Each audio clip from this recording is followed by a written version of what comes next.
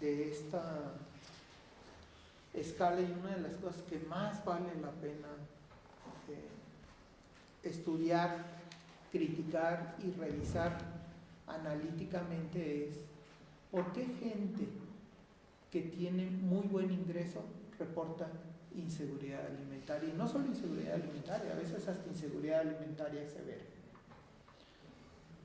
si supuestamente tienen buen ingreso, y viceversa, gente que no tiene ni para comprar la canasta alimentaria y que nos está reportando tener seguridad alimentaria. Ese fue uno de los propósitos del estudio cualitativo, y a reserva de lo que Paloma nos pueda comentar al rato, pero parece ser que los elementos de inseguridad alimentaria asociados al ingreso tienen que ver mucho con gastos que tienen que hacer los hogares, que si bien la línea de pobreza, la línea de bienestar, aparentemente su ingreso es superior, por gastos que tienen que desarrollar a veces médicos, por deudas, por pago de renta, hace que el ingreso realmente disponible para los hogares no sea suficiente, y por lo tanto se ve afectada la capacidad de generar los alimentos en todo momento. Ese es un elemento importante. El que es más grave desde mi punto de vista para la política pública es la gente que tiene un ingreso muy bajo y reporta seguridad alimentaria. Y esto básicamente parece ser que tiene que ver con que las condiciones de vida tan precarias de la población, de algunos segmentos de la población, hacen que ya estén adaptadas y no reportan. Y luego, como las preguntas son en los últimos 3 meses, ¿usted tuvo menor variedad? Pues no tuve menor variedad, siempre como lo mismo. ¿Usted disminuyó su cantidad de alimentos? No, siempre como lo mismo, muy mal, pero lo mismo, ¿no? Entonces, esa es otra de las limitaciones muy serias de este instrumento que nosotros... Entonces, junto con esto, una de las cosas que logramos es que la carencia de seguridad alimentaria se midiera en la encuesta intercensal de 2015 a nivel municipal. Se preguntaron se hicieron las 12 preguntas, pero el INEGI, por las pruebas que hizo, no quiso meter la pregunta de dinero o recursos. Nada más preguntó por dinero, mientras que en el módulo se capta por dinero o recursos. Entonces, la pregunta que surge es: ¿habrá un sesgo de instrumento que nos afecte potencialmente? Y entonces diseñamos una encuesta nacional en la cual fuimos y preguntamos la escala, junto con todas las otras carencias sociales, cómo se mide en la encuesta, en el módulo de condiciones socioeconómicas, y en el hogar de junto, cómo se mide en el sesgo. Y estamos valorando si hay algún sesgo en la medición. Todo parece indicar que no. Todos los resultados preliminares que tenemos hasta ahorita parece que no hay un sesgo fuerte. Pero otra de las preguntas es que no solo queríamos el dato nacional, sino que queríamos ver qué sucedía en donde aparentemente tiene más sentido preguntar por los recursos, que son los municipios en donde hay mayores prácticas de autoproducción y autoconsumo. Entonces, hicimos una mirada particular a este grupo de población, que son 1.353 municipios, casi todos rurales, casi todos pequeños, en donde vive una séptima parte de la población, y no estamos encontrando mayores diferencias entre los dos tipos de instrumentos, ¿no?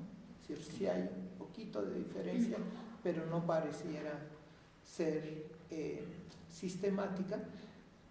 Lo que sí encontramos es que en los municipios de mayor producción la carencia, la inseguridad alimentaria es mayor. ¿Sí? Son zonas de mayor pobreza.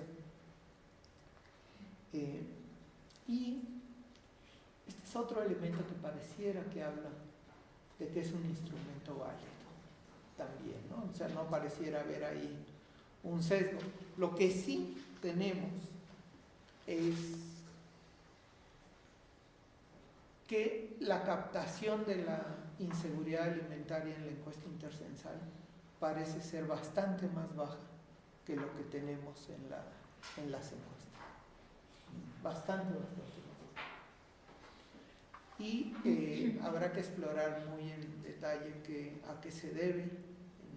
Una hipótesis es que el trabajo de campo en la encuesta intercensal, en los operativos censales, no es tan sólido como el que se puede tener en una encuesta en donde tiene uno a los entrevistados, pero eso va a generar la necesidad de mucho análisis y ver qué está sucediendo ahí con eso. La siguiente. Yo aquí haría un pequeño... Me detendré un momento para decir, esto es lo que hemos hecho. Y en síntesis usamos una escala que parece válida. Es una escala que no deja de tener elementos de tensión. Y retomando lo que habíamos comentado hace un momento, solo considere el acceso a los alimentos en los hogares. Si de veras nosotros pensamos en los grandes problemas de México desde una perspectiva del derecho a la alimentación, no nos podemos quedar en el acceso a los alimentos en los hogares y no debiéramos quedarnos en una visión desde la pobreza y desde las carencias alimentarias, más allá de cómo se operacionalizara la medida. Entonces, nuestra propuesta es seguir avanzando hacia tener un sistema de indicadores de derecho a la alimentación en sus diferentes pilares. Y yo creo que el trabajo que coordinó Margarita en 2012 es una muy buena base, porque considera tanto los aspectos macroeconómicos como la situación de los hogares, y no solo trata los elementos del acceso a los alimentos, sino otros elementos de la seguridad alimentaria y nutrición. Nosotros estamos trabajando muy en concreto para que en la medición de pobreza 2018, al menos a nivel nacional y rural urbano, las mediciones de la escala mexicana de seguridad alimentaria y la diversidad de la dieta que incorporamos a partir de 2014, que ya ahora vamos a tener 2 años para empezar a ver cambios en el tipo de alimentos que consume la población, sea complementada con medidas de desnutrición y de malnutrición. Y estamos trabajando para que en 2018 ya tengamos esa posibilidad de ver la relación entre la pobreza, en particular la carencia alimentaria y la desnutrición, pero en general las distintas dimensiones de la pobreza.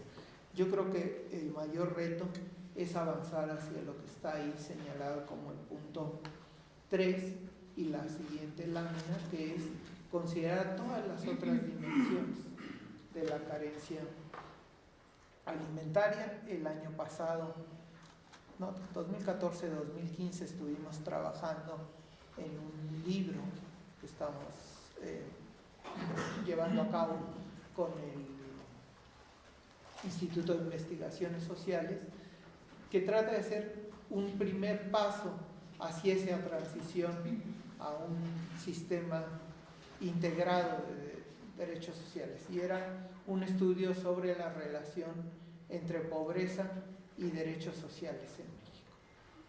¿Sí? Es una síntesis de todo el trabajo que se hizo en estos 10 primeros años, una identificación de las lagunas acerca de dónde debe seguir trabajando el Coneval en esta perspectiva, y una aportación desde nuestro punto de vista en esta transición es que no solo considera los derechos sociales que están en la medición de la pobreza, de acuerdo al artículo 36, sino que también mira los vínculos y examina las relaciones entre pobreza y trabajo, entre pobreza y medio ambiente y los aspectos de no discriminación. Hacia allá queremos seguir caminando. Cualquier tipo de sugerencia, crítica que nos puedan ustedes hacer seguramente nos ayudará a planear de mejor manera el trabajo que tenemos que seguir haciendo. La mira es tener un verdadero sistema en 2025, 2026, 2030.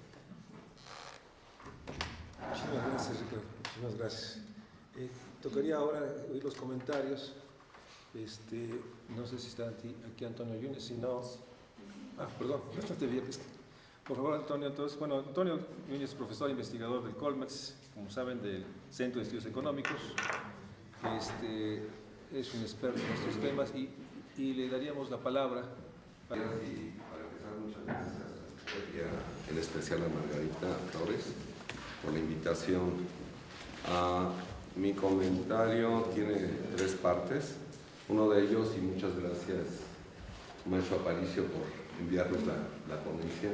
Tuve la oportunidad de revisarla y es muy clara y felicidades por la claridad y el trabajo que han hecho en Coneval, y espero que lo sigan haciendo tan rigurosamente para los próximos 10 y más años. La segunda parte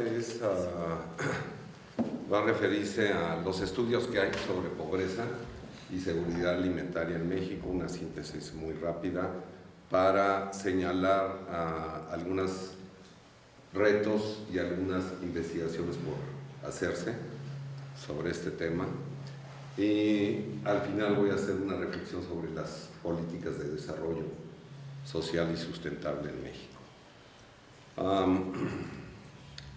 Muy bien, una de las cuestiones que lo que voy a presentar en términos de algunas reflexiones críticas, espero que se tomen como propositivas y no como una crítica negativa. A mí me parece que, bueno, ha habido avances, como lo acabamos de escuchar, en la vinculación entre acceso a la alimentación y pobreza alimentaria, en este sentido, en su medición multidimensional, y seguridad alimentaria. Como citó el maestro Aparicio, y no lo quiero volver a citar, la noción de seguridad alimentaria es básicamente dinámica y la medición del acceso a la alimentación es estática, aunque, como sabemos, el Coneval, a partir de sobre todo de la ENIG, ha estado calculándola anualmente. Y esto yo creo que es importante, esta diferencia, porque ver la cuestión de la seguridad alimentaria como un fenómeno dinámico sería muy, muy importante. Ahí tenemos limitaciones de información, una forma de ver la seguridad alimentaria es a través de los cambios, ¿no? Si realmente en todo momento la población tiene acceso a alimentos sanos, inocuos, etc. Y no tenemos información, una forma de hacerlo es a partir de encuestas en panel, tipo panel, para poder seguir las trayectorias, ¿no?, de la gente pobre y otro tipo de hogares o individuos. Entonces, insisto, hay un gran reto en la medición y en evaluar los factores determinantes de la problemática de la inseguridad alimentaria.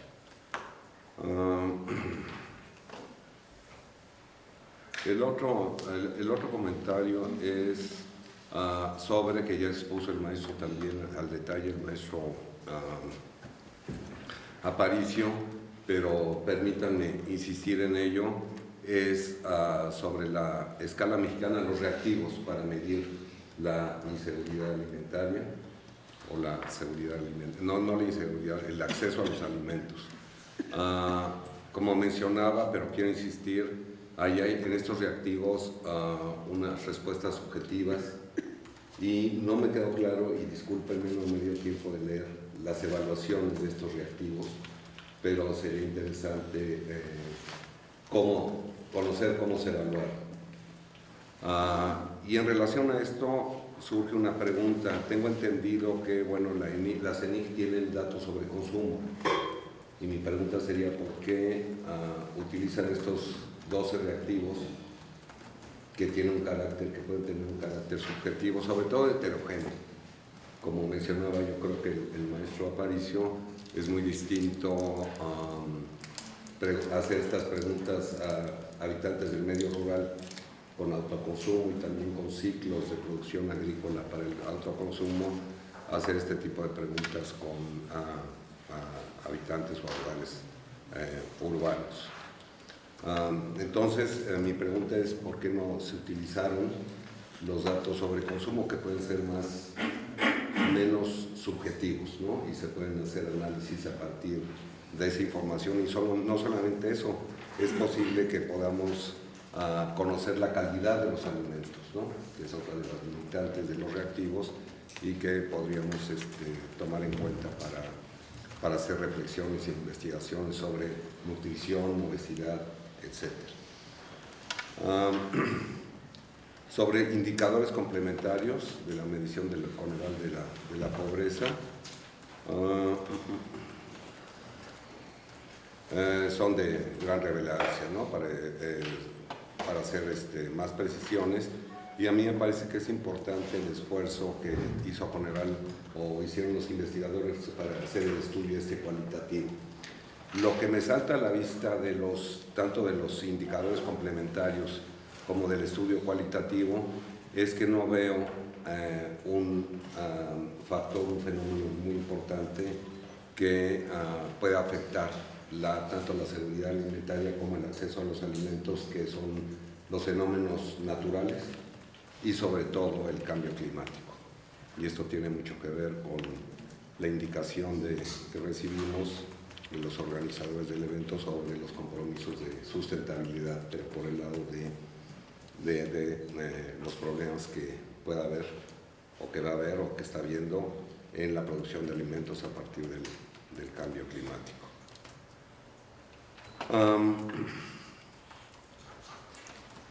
Ok, otra cuestión en términos de retos que quisiera poner a la discusión es que es muy importante tomar en cuenta dos fenómenos recientes.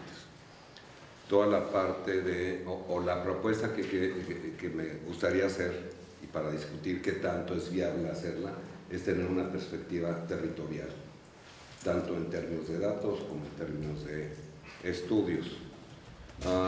Esto eliminaría, yo creo que cada vez es más artificial, y todo el mundo la padecemos, la dicotomía entre lo rural y lo urbano. Con un enfoque territorial, por ejemplo, hay resultados sobre los determinantes de la pobreza que indican, por ejemplo, que las incidencias de la pobreza es mucho mayor y ha persistido en localidades aisladas, frente a localidades rurales, que pueden ser rurales cercanas a ciudades intermedias o a otros centros urbanos. Bueno, el problema, como indiqué, es la falta de datos. Lo que he sabido, ya empieza a haber en México y en otros países de América Latina enfoques y estudios con un enfoque territorial. Ahí el gran problema que hay es que la información que tenemos es sobre todo geográfica, pero sobre todo en términos de conectividad en el mercado de trabajo, y como sabemos hay otro tipo de vinculaciones entre comunidades rurales o pequeñas con el resto del territorio. paso rápidamente, me decía Margarita, tengo unos 15 minutos. ¿Ah? Margarita, 15 a 20, no sé cuántos llevo. Perdón. Termino, Tienes muy claro, entonces. Termino pronto, perdón. Estudios sobre México, una reseña rápidamente. Hay muy poco, como sabemos, sobre seguridad alimentaria. Hay ejercicios, lo conozco, que revisé y hice yo un trabajo, un ejercicio sobre la noción de dependencia alimentaria de la FAO, que es básicamente una medición sobre el peso de la agricultura y las importaciones de alimentos frente al PIB nacional, etcétera. Y el resultado básicamente es que no nos ha ido tan mal, a diferencia de lo que se dice en maíz, pero en otros alimentos y otros cultivos sí ha habido un aumento en la dependencia alimentaria. En fin, hay muy pocos estudios y son muy agregados. Y por ahí yo creo que hay una línea de investigación muy importante. En términos de focalización y de oportunidades, ahora yo siempre me confundo, prospera y progresa, pero en fin. Dile prop. Prop, mira, muchas gracias. Esa oportunidad y... Prop, entonces. Es sobre, hay un estudio que acabo de descubrir ayer y no lo he leído con calma, que seguramente lo conocen los colegas, del BID, de Viviana Acevedo y Marco Robles, que al parecer, nada más leí la síntesis, que la aplicación para la focalización, la aplicación de la noción multidimensional de la pobreza es más adecuada, ¿no? Para que tenga efectos positivos en términos de sus objetivos, de oportunidades y hay estudios, tengo entendido, pero no lo encontré y no pude comunicarme con ella, la colega, ¿no?, de Coneval, una de las consejeras, Graciela Teruel, está haciendo un estudio sobre trayectorias en pobreza, que es algo fundamental y que solo se puede hacer, como decía, con datos en panel, y tiene la posibilidad de usar la encuesta de la ENDI. Hay un estudiante de aquí de la UNAM que está haciendo también un estudio de trayectorias de pobreza, que son investigaciones que a mi parecer son fundamentales. En cuanto a los estudios sobre los determinantes de la pobreza en México, hay varios estudios, voy muy rápido. Tengo la impresión de que la mayoría de ellos nuevamente no toman en cuenta la vulnerabilidad y los efectos de fenómenos naturales y del cambio climático en la pobreza en México. Y básicamente, y repito, ¿no?, uno de los factores determinantes, como sabrán ustedes, es el acceso a los mercados. Hay un trabajo de Raimundo Campos, por ejemplo, con base en la ENOE, en donde dice que no solamente los costos de transacción de movilización de la mano de obra, sino también la calidad de la educación puede explicar la permanencia de la pobreza en algunos sectores. El otro tema que ha sido investigado pero no a profundidad es la relación, y es un tema en economía que se ha discutido muchísimo, sobre todo recientemente, es la relación entre crecimiento y pobreza. De los estudios que hay, es un tema fundamental también en términos de políticas de desarrollo, es que hay un artículo, por ejemplo, de Raimundo nuevamente y de Campos y de Gerardo Esquivel, que concluyen que el crecimiento en México en los últimos años es pro-rico, no pro-pobre. Y hay toda una discusión y necesidad de estudio qué tanto los efectos macro de la crisis han afectado la pobreza, ¿no? Hay un estudio del Coneval precisamente de 2012, si mal no recuerdo, y lo que proponen es que la crisis es parte internacional, es parte de la explicación del aumento en la incidencia de la pobreza de 2010 a 2008, en ese periodo, y hay estudios más específicos que no validan necesariamente esa hipótesis.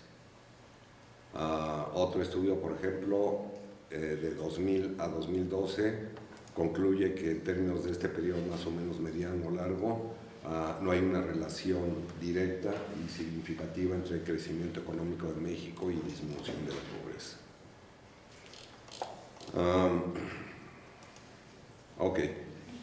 En cuanto a estudios del cambio climático, ya termino, paso a las políticas.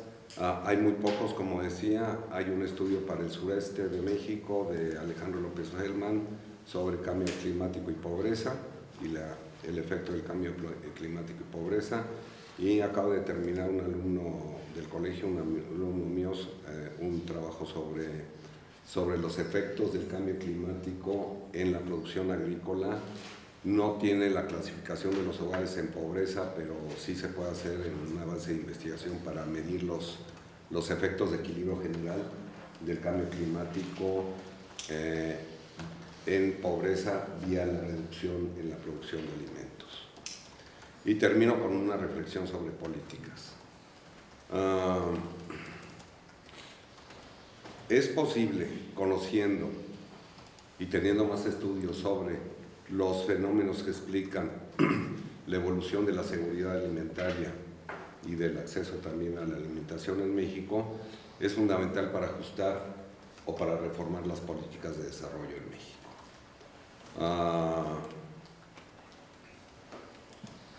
Para hacer los estudios no es una tarea sencilla. Por ejemplo, necesitamos conocer la dinámica de la oferta y la demanda de alimentos, cuestión que no se captura todavía en las bases de datos que tenemos producidas por el sector público.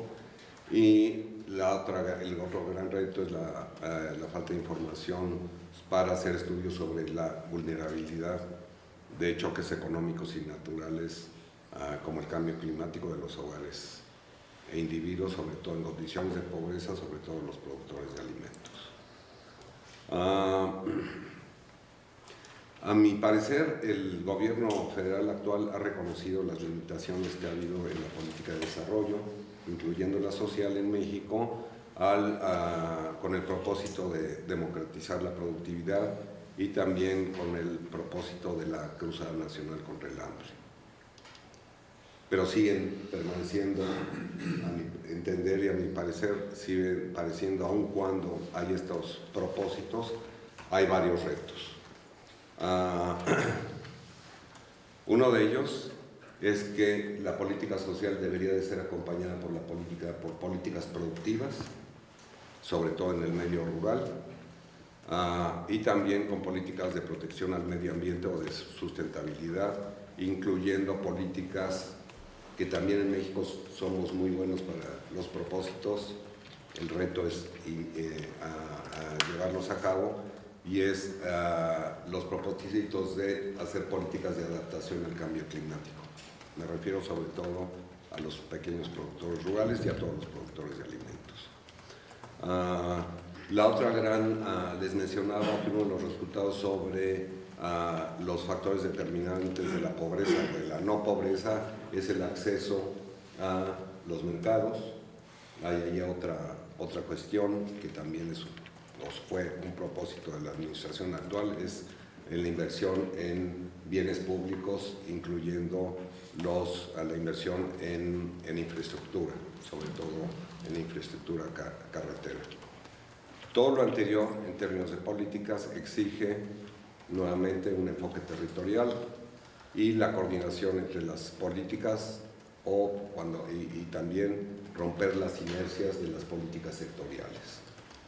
Y ahí tengo aquí varios ejemplos, no les quiero tomar tiempo, y quiero terminar con eso, ¿no? Los retos que hay para que la política social sea más eficaz, lo cual necesita un replanteamiento o cuando menos una coordinación de las políticas de desarrollo y las políticas públicas a nivel federal. Tengo aquí un listado, pero ya no lo voy a tomar, de trabajos que estamos haciendo ahora sobre todo enfocados en efectos del cambio climático, en el ingreso y en la pobreza en México. Sería todo, muchas gracias. Muchas gracias, Antonio, muchas gracias.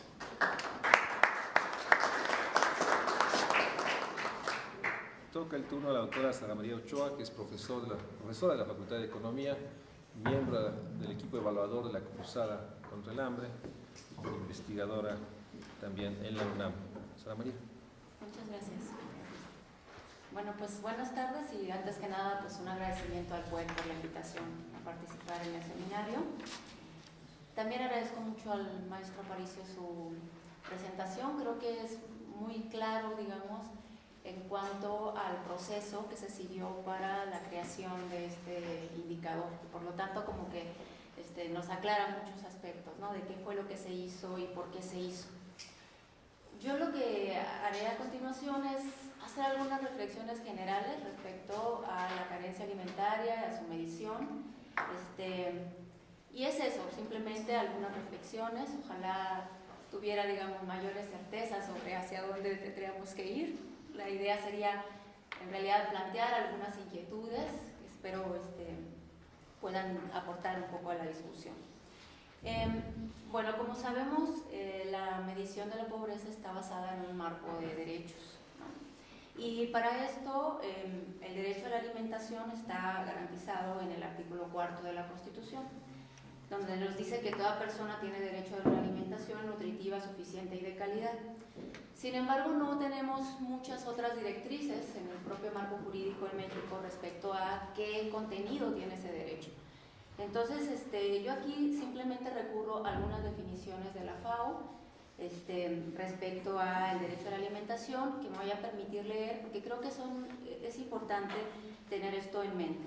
Nos dice, el derecho a la alimentación adecuada se ejerce cuando todo hombre, mujer y niño, solo, en comunidad con otros, tiene acceso físico y económico en todo momento a una alimentación adecuada o a los medios para obtenerla. El derecho a la alimentación adecuada no debe ser interpretado en un sentido estricto restrictivo que lo equipare con una cantidad mínima de calorías, proteínas y otros nutrientes específicos. En otro momento también nos dice que es un derecho humano reconocido en el derecho internacional que permite que las personas tengan acceso, nuevamente esta palabra, a una alimentación adecuada y a los recursos necesarios para tener en forma sostenible seguridad alimentaria. Entonces aquí aparece también este otro concepto. Y de forma importante nos dice, el derecho a la alimentación impone a los estados obligaciones jurídicas de superar el hambre y la desnutrición y de hacer realidad la seguridad alimentaria para todos.